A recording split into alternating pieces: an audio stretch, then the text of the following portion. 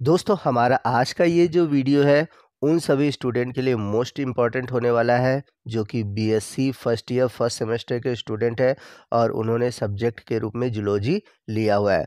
क्योंकि आज के इस वीडियो में मैं आप सभी के लिए एक सिंगल वीडियो में यूनिट 1 से लेकर यूनिट 8 तक के जितने भी मोस्ट इम्पॉर्टेंट क्वेश्चन है जो कि प्रीवियस ईयर आपके एग्ज़ाम में पूछे गए हैं और आपके आने वाले जो एग्ज़ाम है उसके लिए बहुत ही इम्पॉर्टेंट है।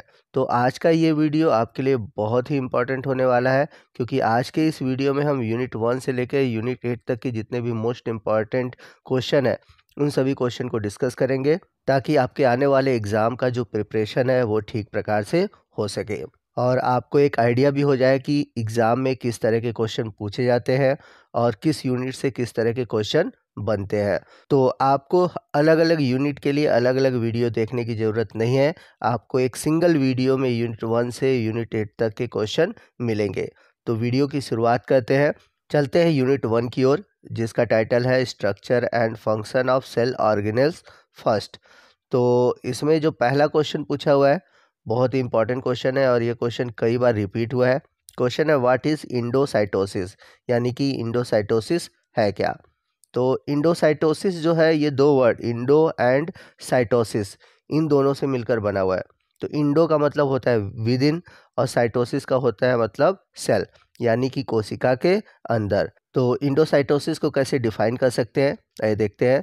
The process by which a cell moves large amount of material और non dissolve particle into the cytoplasm from the outside the environment, यानी कि कोशिका के जो कोशिका द्रव है उसमें बाहर से जब भी कोई एक लार्ज मॉलिक्यूल या मटेरियल या फिर कोई भी नॉन डिजॉल्व पार्टिकल आता है तो इस प्रक्रिया को ही हम बोलते हैं इंडोसाइटोसिस। या सिंपल वर्ड में हम ऐसे भी कह सकते हैं कि जब कोई बड़ा मॉलिक्यूल जो कि नॉन डिजॉल्व है वो कोशिका के अंदर आता है कोशिका द्रव में तो यह प्रक्रिया कहलाती है इंडोसाइटोसिस। और इसी का उल्टा अगर हम देखें तो होगा एक्सोसाइटोसिस। तो एक्सोसाइटोसिस में क्या होगा कि सेल के अंदर जो लार्ज मॉलिक्यूल है वो बाहर की ओर जाता है आउटसाइड द इन्वायरमेंट, उसी को हम बोलते हैं एक्सोसाइटोसिस। अगला इंपॉर्टेंट क्वेश्चन है give an account of structure and function of ribosome, यानी कि राइबोसोम की संरचना एवं कार्यों का वर्णन कीजिए। तो इस टॉपिक पर मैंने डिटेल में वीडियो बनाया हुआ है और अगर आपने वो वीडियो नहीं देखा है तो इस वीडियो का लिंक मैंने नीचे डिस्क्रिप्शन बॉक्स में दे रखा है, उस लिंक पर क्लिक करके आप इस क्वेश्चन का आंसर देख सकते हैं। चूँकि टॉपिक बड़ा है इसलिए इसको हम डिस्कस नहीं कर पाएंगे, इसका आंसर मैंने आपको नीचे डिस्क्रिप्शन बॉक्स में प्रोवाइड किया हुआ है। चलते हैं अगले मोस्ट इंपॉर्टेंट क्वेश्चन की ओर। क्वेश्चन है describe in detail the structure and function of plasma membrane, your answer should be supported with suitable diagram, यानी कि प्लाज्मा झिल्ली की संरचना एवं कार्यों का विस्तार से वर्णन करना है और आपका जो आंसर होगा उसके लिए उपयुक्त चित्रों के साथ होना चाहिए, मतलब कि उसके अनुसार आपको डायग्राम भी बनाना है। तो इस क्वेश्चन का आंसर आप जब भी देंगे इस तरह के क्वेश्चन का तो आप याद रखिए कि इसके लिए आप जो प्लाज्मा मेम्ब्रेन का फ्लूइड मोज़ेक मॉडल है उसको तैयार कर लीजिए, क्योंकि क्वेश्चन घुमा फिराकर आपको फ्लूइड मोज़ेक मॉडल के बारे में ही बताना है, ठीक है। तो आप चाहे फ्लूइड मोज़ेक मॉडल इसमें आंसर में लिखिए या फिर जब आपको डायरेक्ट फ्लूइड मोज़ेक मॉडल दे देगा तो भी लिखना होगा। तो आप एक क्वेश्चन तैयार कर लेते हैं तो आपको प्लाज्मा मेम्ब्रेन के स्ट्रक्चर से रिलेटेड कोई भी क्वेश्चन पूछे आपको फ्लूइड मोज़ेक मॉडल का ही आंसर देना है। अब यहाँ पर आपसे क्वेश्चन है कि जो प्लाज्मा मेम्ब्रेन का फ्लूइड मोज़ेक मॉडल है वो किसने दिया था, तो इसका आंसर आप हमें कमेंट करके बताएंगे। तो अगला क्वेश्चन आप देख सकते हैं लिखा हुआ है fluid mosaic model of plasma membrane, यानी कि प्लाज्मा झिल्ली का तरल मोज़ेक मॉडल जो है उसके बारे में बताना है। इसके अलावा अगला जो क्वेश्चन है जो कि प्लाज्मा मेम्ब्रेन से ही रिलेटेड है, क्वेश्चन है रिसेप्टर यानी कि संग्राही। तो यहाँ पर रिसेप्टर के बारे में मैं आपको शॉर्ट में समझा देता हूँ कि जो रिसेप्टर होते हैं एक प्रकार के प्रोटीन मॉलिक्यूल होते हैं जो कि सेल के अंदर की ओर या फिर सेल सरफेस पे पाए जाते हैं और इनका काम होता है कि सेल के बाहर जो जितने भी केमिकल सिग्नल होते हैं उन सभी सिग्नल को रिसीव करना। तो सभी जो सिग्नल होते हैं आउट ऑफ द सेल वो रिसीव किए जाते हैं रिसेप्टर के थ्रू। चलते हैं अगले यूनिट की ओर। अगला यूनिट है structure and function of cell organelles part 2। तो इसमें भी सेल स्ट्रक्चर से रिलेटेड टॉपिक पूछे गए हैं और इसमें माइटोकॉन्ड्रिया, राइबोसोम, अगर आपने सिलेबस देखा होगा तो आपको पता होगा। अगर फिर भी आपने नहीं देखा है तो कोई बात नहीं, मैं आपको बता देता हूँ कि किस तरह के क्वेश्चन इस यूनिट से बनेंगे। तो क्वेश्चन है explain in detail oxidative phosphorylation, यानी कि ऑक्सीडेटिव फास्फोराइलेशन को आपको डिटेल से बताना है। तो यहाँ पर मैं शॉर्ट में आपको ऑक्सीडेटिव फास्फोराइलेशन के बारे में बता देता हूँ। आपको डिटेल में कहाँ पर लिखना है, कैसे लिखना है, मैं आपको ये भी बता दूंगा। तो ऑक्सीडेटिव फास्फोराइलेशन एक प्रकार का प्रोसेस है जिसमें कि एटीपी का फॉर्मेशन होता है NAD FAD के द्वारा, और ये दोनों ही एक प्रकार के इलेक्ट्रॉन कैरियर हैं। और ये जो प्रोसेस होता है ये होता है यूकैरियोटिक सेल में माइटोकॉन्ड्रिया के अंदर। तो यहाँ पर NADH और FADH जो है, ठीक है, इनका ऑक्सीडेशन होता है और इस ऑक्सीडेशन के थ्रू फॉर्मेशन होता है एटीपी का, इसलिए इस प्रोसेस को हम बोलते हैं ऑक्सीडेटिव फास्फोराइलेशन। तो रिस्पायरेशन का जो प्रोसेस है क्रेब्स साइकिल और ETS, वो माइटोकॉन्ड्रिया में चलते हैं और यही फॉर्मेशन होता है एटीपी का। तो यहाँ पर मैं आपसे एक क्वेश्चन पूछना चाहूँगा कि जो क्रेब्स साइकिल है वो माइटोकॉन्ड्रिया में कहाँ चलता है और ETS माइटोकॉन्ड्रिया में कहाँ चलता है? तो इसका आंसर आप हमें कमेंट करके बताएंगे। चलते हैं अगले क्वेश्चन की ओर। अगला क्वेश्चन है टाइप ऑफ साइटोस्केलेटन फिलामेंट्स, यानी कि कोशिका कंकाल तंतु के प्रकार बताने हैं। तो यहाँ पर मैं आपसे कहना चाहूँगा कि पहले आप साइटोस्केलेटन क्या होता है ये पढ़ लीजिए, फिर उसके बाद साइटोस्केलेटन जो फिलामेंट है उसके प्रकार पढ़िएगा। लेकिन ये टॉपिक ज़रूर पढ़िएगा क्योंकि इस टॉपिक से रिलेटेड आपके एग्जाम में क्वेश्चन बनते ही बनते हैं। अगला जो क्वेश्चन है वो है structure and function of mitochondria. तो माइटोकॉन्ड्रिया की संरचना और कार्य बताना है, और ये ऐसा क्वेश्चन है ये जो कि मोस्ट इम्पॉर्टेंट है आपका। ये जो पेपर है इस पेपर में माइटोकॉन्ड्रिया ज़रूर पूछा जाता है, तो आप इस क्वेश्चन को तो ज़रूर तैयार रखिएगा। एक तरह से कहा जाए घनघोर इम्पॉर्टेंट क्वेश्चन है। चलते हैं अगले क्वेश्चन की ओर। अगला क्वेश्चन है राइट ए नोट ऑन पराक्सीसोम। तो पराक्सीसोम पर आपको टिप्पणी लिखना है और ये भी क्वेश्चन मोस्ट इम्पॉर्टेंट है, इस क्वेश्चन को भी आप तैयार रखिएगा। अगला क्वेश्चन है right A short note on microtubules and microfilament, यानी कि सूक्ष्म नलिकाओं एवं सूक्ष्म तंतुओं पर आपको टिप्पणी लिखना है। तो ये जो क्वेश्चन है ये 3 नंबर में पूछा हुआ है। आइए चलते हैं यूनिट 3 की ओर, जिसका टाइटल है न्यूक्लियस एंड क्रोमैटिन स्ट्रक्चर। तो आइए देखते हैं कि इस यूनिट से किस तरह के क्वेश्चन पूछे जाते हैं। पहला क्वेश्चन है discuss the structure of DNA। तो DNA के स्ट्रक्चर के बारे में पूछा हुआ है। तो आपको बता दें कि अगर DNA के स्ट्रक्चर के बारे में पूछेगा तो आपको वाटसन और क्रिक मॉडल पता होना चाहिए। अगर आप वाटसन और क्रिक मॉडल तैयार कर लेते हैं तो DNA का स्ट्रक्चर पूछे या फिर डायरेक्ट वाटसन क्रिक मॉडल पूछे, आप उसका आंसर दे सकते हैं। तो ये जरूर तैयार रखिएगा। चलते हैं अगले क्वेश्चन की ओर। What is Chargaff rule, write about its application. तो चारगाफ रूल क्या है और इसका क्या एप्लीकेशन है, इसके बारे में बताना है। तो ये इंपॉर्टेंट क्वेश्चन है, ये भी क्वेश्चन पूछा जाता है। अगला क्वेश्चन है if the total amount of adenine and thymine in a double standard DNA is 45%, the amount of guanine this DNA will be. यानी कि डबल स्टैंडर्ड DNA में अगर एडेनिन और थायमीन का जो अमाउंट है वो 45% है तो गुआनिन का अमाउंट कितना होगा। तो इसका आंसर कितना आएगा आप हमें कमेंट करके बताएंगे। और आपको इस तरह के क्वेश्चन को सॉल्व करने नहीं आता तो आप कमेंट करिएगा, मैं इस टॉपिक पर एक अलग से वीडियो बनाऊंगा और एक सिंपल सा ट्रिक बताऊंगा जिससे आप आसानी से इस तरह के क्वेश्चन को सॉल्व कर पाएंगे। तो प्लीज़ ज़रूर कमेंट करिएगा इसका आंसर या फिर इसको कैसे करना है इसके बारे में। चलते हैं अगले क्वेश्चन की ओर। अगला क्वेश्चन है describe about euchromatin and heterochromatin. तो यूक्रोमेटिन और हेट्रोक्रोमेटिन के बारे में बताना है और इन दोनों में क्या अंतर होता है ये भी क्वेश्चन पूछा जाता है। इसके अलावा अगला क्वेश्चन है स्पेशल टाइप ऑफ क्रोमोसोम, और स्पेशल टाइप ऑफ क्रोमोसोम में लैम्ब्रूस क्रोमोसोम आपसे बहुत पूछा जाता है, पॉलीटीन क्रोमोसोम बहुत पूछा जाता है। तो इन दोनों क्वेश्चन को भी आप तैयार रखिएगा। इसके अलावा discuss about the function of chromosome. तो क्रोमोसोम का फंक्शन क्या है, इसकी मॉर्फोलॉजी क्या है, इन सभी क्वेश्चन को आप तैयार करिएगा। और ये सभी क्वेश्चन जो है सभी क्वेश्चन क्रोमोसोम से जुड़े हुए हैं।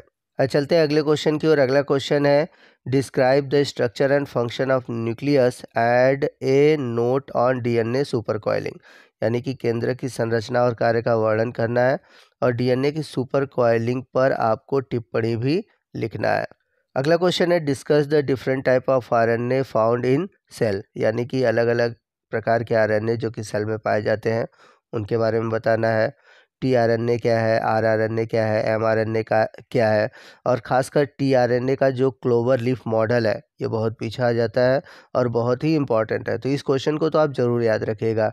टीआरएनए मोस्ट इम्पॉर्टेंट है, खासकर इसका क्लोवर लीफ मॉडल। अगला इम्पॉर्टेंट क्वेश्चन है न्यूक्लियोसाइड और न्यूक्लियोटाइड। तो अलग अलग क्वेश्चन भी पूछा जा सकता है और डायरेक्ट क्वेश्चन पूछा जाता है कि न्यूक्लियोसाइड और न्यूक्लियोटाइड में क्या अंतर है।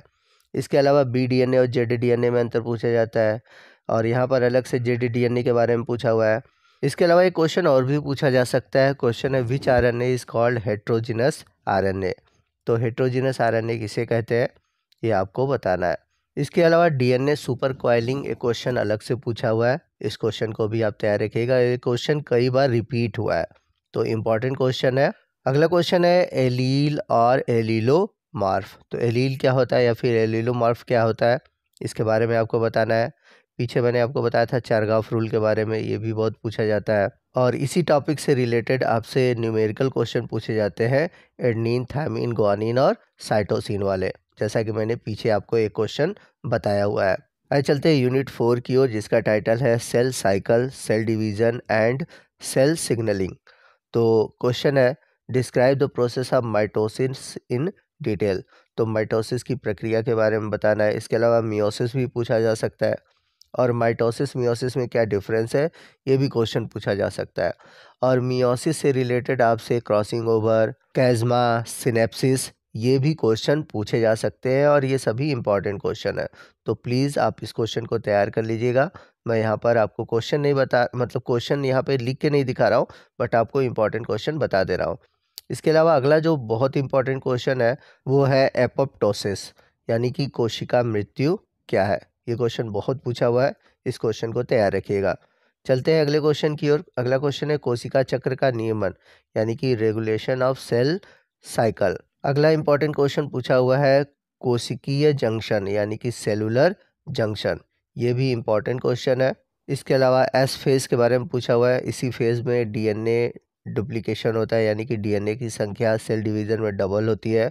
और जैसा कि मैंने पीछे बताया था कि क्रॉसिंग ओवर भी इंपॉर्टेंट है, ये भी क्वेश्चन पूछा जाता है। अब चलते हैं यूनिट 5 की ओर, जिसका टाइटल है मेंडलिज्म एंड सेक्स डिटर्मिनेशन। तो क्वेश्चन है राइट अबाउट इनकम्प्लीट डोमिनेंस, यानी कि अपूर्ण प्रभाविता के विषय में आपको लिखना है। इसके अलावा कंप्लीट इनकम्प्लीट डोमिनेंस के बारे में भी पूछा जा सकता है और ये दोनों ही क्वेश्चन इंपॉर्टेंट है। अगला क्वेश्चन मेंडेलियन लॉ से है, describe in detail the Mendel's law of inheritance with suitable example, यानी कि मेंडल के जो अनुवांशिक नियम है उसको उदाहरण के साथ वर्णन करना है। तो मेंडल के जो तीनों लॉ है, law of dominance, law of segregation और लॉ ऑफ इंडिपेंडेंट असॉर्टमेंट, ये तीनों ही इम्पॉर्टेंट है। अलग अलग भी पूछे जा सकते हैं और एक साथ भी पूछे जा सकते हैं, जैसा कि इसमें एक साथ पूछा हुआ है तो आपको इन तीनों के बारे में विथ एग्जांपल समझाना है।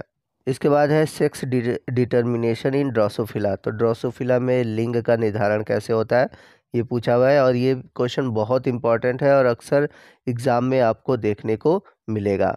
चलते हैं यूनिट 7 की ओर। यूनिट 7 का टाइटल है human chromosome and pattern of inheritance. तो इससे जुड़ा हुआ क्वेश्चन है व्हाट इज़ पेडिग्री एनालिसिस। तो पेडिग्री एनालिसिस क्या होती है या फिर वंशावली विश्लेषण क्या है, explain with the help of family tree chart, और इसे आपको एक फैमिली ट्री चार्ट की सहायता से समझाना है। तो ये क्वेश्चन बहुत इंपॉर्टेंट है और कई बार एग्जाम में पूछा हुआ क्वेश्चन है, तो प्लीज़ आप इस क्वेश्चन को जरूर तैयार रखिएगा। अगला क्वेश्चन पूछा हुआ है कैरियोटाइप, या फिर आपसे ऐसे भी पूछ सकता है ह्यूमन कैरियोटाइप, यानी कि मानव गुणसूत्र प्रारूप के बारे में आपको बताना रहेगा। तो इम्पॉर्टेंट क्वेश्चन है, ये भी क्वेश्चन पूछा जाता है। अब चलते हैं अगले इम्पॉर्टेंट क्वेश्चन की ओर। अगला क्वेश्चन है how do you identify Turner syndromes. तो टर्नर सिंड्रोम को आप कैसे पहचान पाएंगे इसके बारे में बताना है। इसके अलावा शॉर्ट नोट लिखने हैं डाउन सिंड्रोम, किलफिल्टर सिंड्रोम और टर्नर सिंड्रोम के बारे में।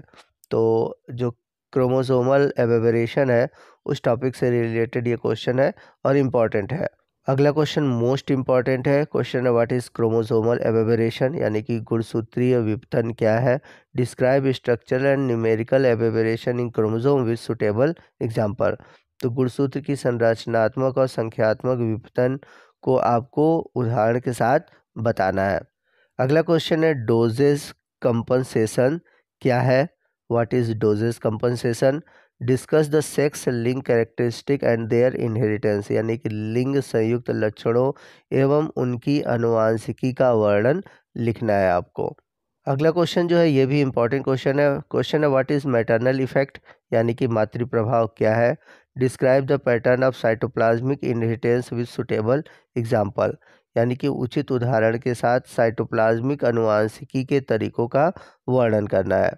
तो इसी टॉपिक से रिलेटेड आप एक क्वेश्चन तैयार कर लीजिएगा, कप्पा पार्टिकल। कप्पा पार्टिकल भी बहुत पूछा जाता है। आइए चलते हैं यूनिट 8 की ओर, जिसका टाइटल है इन्फेक्शियस डिजीज़, यानी कि संक्रामक रोग। तो इससे जुड़े हुए बहुत सारे इंपॉर्टेंट क्वेश्चन है, मैं आपको एक साथ समझा देता हूँ। जैसे कि life cycle of sleeping sickness, parasite के बारे में पूछा हुआ है, और इसके बाद जियार्डिया के बारे में पूछा हुआ है। इसके life history, pathology, prevention, control. आप देख सकते हैं कि कितने सारे यूनिवर्सिटी में हर साल रिपीट हुआ है, ठीक है। फिर इसके बाद pathogenicity and life history of Vaucheria, ठीक। फिर इसके अलावा एंटामीबा हिस्टोलेटिका के बारे में पूछा हुआ है, इसके पैथोजेनिसिटी, कंट्रोल, ठीक है। और ट्रिपैनोसोमा, ये बहुत पूछा जाता है, इसका लाइफ साइकिल, स्ट्रक्चर और कैसे डिजीज़ कॉज कर सकता है, कैसे इससे प्रिवेंशन किया जा सकता है। तो इम्पॉर्टेंट क्वेश्चन है, इस क्वेश्चन को आप ज़रूर तैयार रखिएगा। और इसी यूनिट से जुड़ा हुआ एक अलग सा क्वेश्चन पूछा हुआ है, बट मुझे नहीं लगता ये क्वेश्चन आना चाहिए, क्योंकि इसमें बैक्टीरियल और वायरल जो डिजीज़ है उनसे क्वेश्चन पूछा हुआ है, बट यहाँ पर मैं आपको बता दे रहा हूँ। तो क्वेश्चन है differentiate between virus and bacteria. Bacteria और वायरस में आपको अंतर बताना है, और कुछ वायरल और बैक्टीरियल जो डिजीज़ है उनके बारे में आपको लिखना है। चलते हैं अगले क्वेश्चन की ओर। अगला क्वेश्चन है describe in detail structure, life cycle and pathogenicity of Trypanosoma. तो ट्रिपैनोसोमा की संरचना, जीवन चक्र, उसका रोगजनकता को विस्तार सहित वर्णन करना है।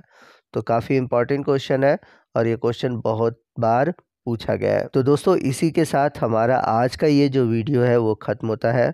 आई होप आपको जो वीडियो है अच्छा लगा होगा और आपके लिए हेल्पफुल रहा होगा। तो अगर वीडियो आपके लिए हेल्पफुल था, अच्छा था, तो प्लीज़ वीडियो को लाइक करिएगा, अपने दोस्तों में शेयर कीजिएगा, और कोई भी डाउट है आप हमको कमेंट कर सकते हैं। मैं पूरी कोशिश करूँगा कि आपके कमेंट का आंसर दूँ।